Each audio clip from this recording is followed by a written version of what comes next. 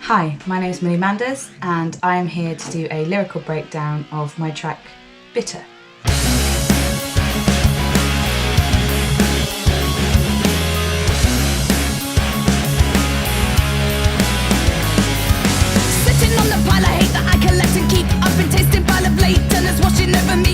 The first question is, who is the track addressed to? Is it a reflection of your personal experiences, or is it more of a broad commentary on people who commit these kind of terrible acts? To begin with, the song was completely about one person, and it wasn't about the experiences that I've had with sexual abuse within the industry.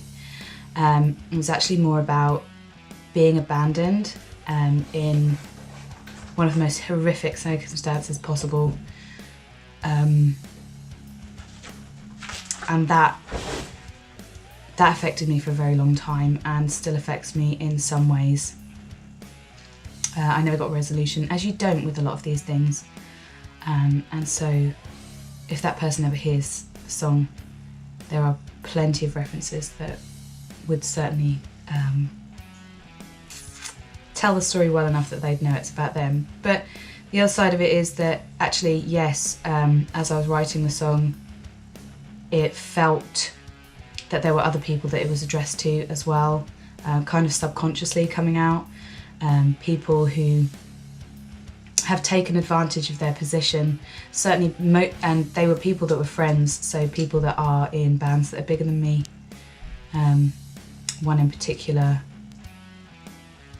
tried to repeatedly touch me in my sleep while I was at their house when I had gone there because they'd invited me there when I was in a situation where I'd just split up with somebody and they were supposed to be comforting me. And another situation was actually a band member who no longer works with us. And there are several things with that person that I'm not going to go into, and I'm not going to name names with this either, because I don't think that's right. If I had wanted to, I would have gone to talk to authorities. I would never do that in a public setting. I don't think it's right to do that in a public setting. I said I could forgive you, but I'm taking that all back. I thought I would forget, but you're the focus of my wrath. Everybody... Was this a hard thing to admit to, the fact that these people take up space in your brain and warrant these emotions, or is it fuel for you to harness? I think it's definitely a release for me. All of my lyrics become a release eventually. I'm not very good at talking about what's happened to me in any sense. My family are often the last people to know, even though they should be the first people to know. So yeah, my lyrics do help me with releasing a lot of that built up tension, hatred, anxiety, whatever's going on at the time. It's definitely cathartic for me. Does social media have something to answer for in the culture it creates that allows people like this to go undetected in the music scene? Yes and no. For me, it's more that I kept seeing these people on social media, and the first person I spoke about in particular, I kept seeing him pop up on social media either through mutual friends or bands on the scene that work with this person. And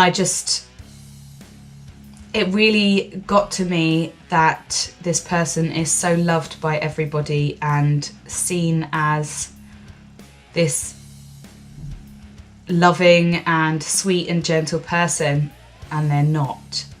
And that's not just them. I know through accounts from other people who also don't want to talk about it publicly, who are my good friends, the people that they've had take advantage of them, who are in the music industry or in higher places that are connected to the music industry.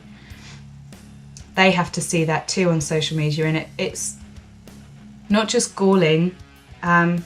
Seeing it makes you feel sick, and it's really hard to get past that nauseous feeling every time you see their name pop up.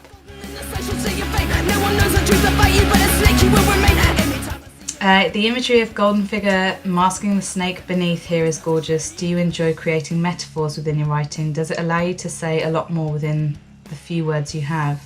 Yes, I do enjoy metaphor. I really enjoy in my lyrics conceptualizing the feelings, because I think a lot of the time lyrics that I have loved in my past have been ones that don't just say what they're feeling, they make you feel what the writer is feeling, and so I guess some of it comes from that.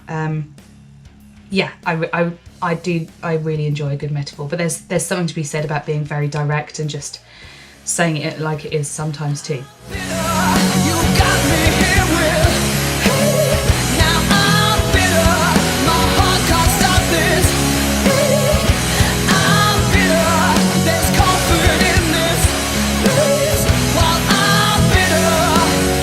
This line is super intriguing. What did you mean by this? Does anger towards these people act as a shield for you in some ways? Yes, absolutely. I think even as a kid, anger became a shield. When I couldn't cope with a lot of things, I was quite an angry child. I'm much better at controlling my anger and managing it, like the physical side of the anger.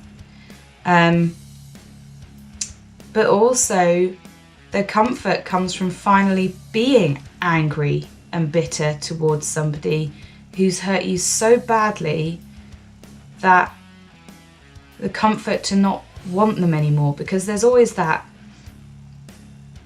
especially when you've been in a relationship with somebody that has done awful things to you.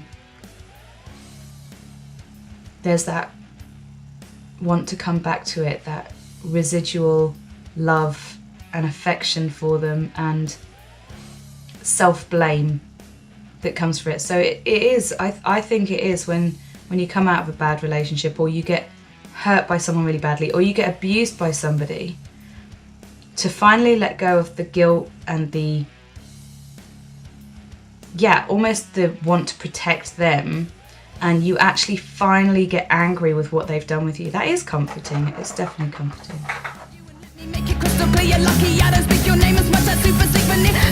Is this line a deliberate attempt to withhold power from the song's subject by keeping control of this narrative? Or does it allow for the song to be directed at multiple people, a wider group, or a bit of both? As I said before, at the beginning it was very much directed at one person, but it did become kind of a line thrown out to people who know that they've really messed up and done some awful things, and I'm reminding them that just because people aren't speaking about it doesn't mean that they don't know about it, and just because somebody's not speaking about it publicly doesn't mean to say that other people aren't finding out about it. And you know, I kind of wanted to make that quite clear, that you're not as all-powerful as you think you are if you've done these awful things.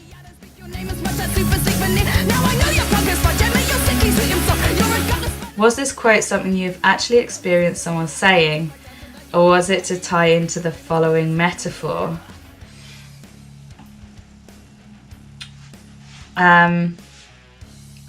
If you know, you know. I'll leave it at that.